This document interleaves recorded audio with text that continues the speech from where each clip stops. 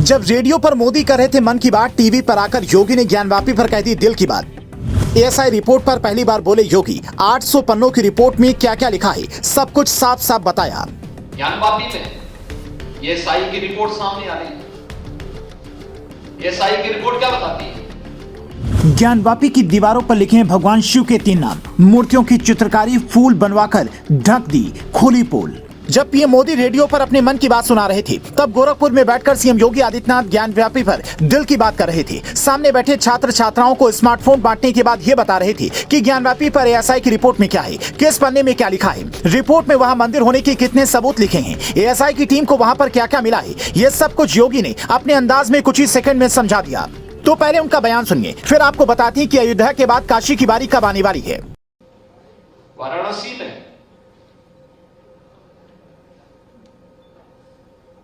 काशी विश्वनाथ धाम में ज्ञानवापी में एएसआई की रिपोर्ट सामने आ रही है। एएसआई की रिपोर्ट क्या बताती है? बहुत कुछ आपके सामने उदाहरण प्रस्तुत करता है। हम राम पर इसलिए क्योंकि राम हमारे पूर्वज थे, कृष्ण हमारे पूर्वज है। ये केवल हमारी आस्था नहीं, हमारी विरासत भी है और हम उस परंपरा पर गौरव की अनुभूति करते हैं। सीएम योगी के इस बयान के बाद कई लोग ये जानना चाहते हैं कि आखिर एएसआई की रिपोर्ट में ऐसा क्या है जिसे देखकर सनातनी अपना दावा मजबूत कर रहे हैं, जिसे देखने के बाद जज साहब भी एक बार सोचने को मजबूर हो गए।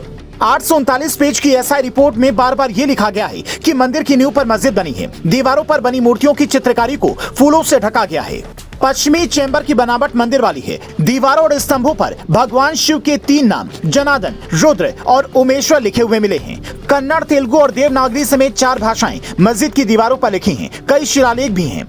मतलब सीएम योगी ने इससे पहले जो कहा वो बात सच साबित होती नजर आ रही है। योगी ने तब ये तक बता दिया था कि ज्ञानवापी में कहां मंदिर के सबूत हैं। एक इंटरव्यू में योगी ने कहा था, मुझे लगता है कि भगवान ने जिसको दृष्टि दी है वो देखे ना त्रिशूल मस्जिद के अंदर क्या कर रहा है। हमने तो नहीं रखे हैं ना, वहां तो सुरक्षा है, सेंट्रल फोर्सेज हैं, उनके मुतावली हैं, ताला चाबी उनके पास रहती है। त्रिशूल कैसे वहां पर बने हुए हैं, देव प्रतिमाएं हैं, पूरी दीवारें चिल्ला चिल्ला कर क्या कह रही हैं। आखिर में योगी ये भी कहते हैं कि मुस्लिम पक्ष की तरफ से ये प्रस्ताव आना चाहिए कि साहब ऐतिहासिक गलती हुई है और उस गलती के लिए हम समाधान चाहते हैं। योगी का यह बयान बताता है कि अयोध्या के बाद काशी की बारी जल्द आने वाली है। भगवान रामलला के गर्भगृह में विराजमान होने वाले और भव्य मंदिर बनने में जितनी देरी हुई उतनी देरी कोई भी सनातनी नहीं चाहेगा। इसीलिए अदालती सुनवाई में कितना वक्त लगता है इस पर हर किसी की नजरें टिकी हुई है। योगी ने मस्जिद में त्रिशूल वाला बयान तब दिया था जब एएसआई सर्वे पर इलाहाबाद हाईकोर्ट का फैसला सुनाया जाना बाकी था। और अब एएसआई रिपोर्ट सामने आने के बाद योगी ने अगर ये कहा तो समझिए कि योगी पूरे मामले की एक एक रिपोर्ट बिल्कुल गौर से देख रहे हैं। हालांकि योगी का इस तरह से बयान देना कई लोगों को रास नहीं आ रहा है, वो इसे संवैधानिक पद से जोड़कर देख रहे हैं। पर सवाल है कि क्या कोई व्यक्ति बड़े पद पर पहुंचने के बाद ऐतिहासिक गलतियों को सुधारने का काम नहीं कर सकता? योगी के इस बयान से आपको क्या लगता है? 2024 चुनाव से ठीक पहले जैसे मोदी ने राम मंदिर का उद्घाटन किया, वैसे ही क्या 2029 चुनाव से पहले काशी की बारी आने वाली है और तब तक योगी प्रधानमंत्री की कुर्सी पर पहुंच जाएंगे?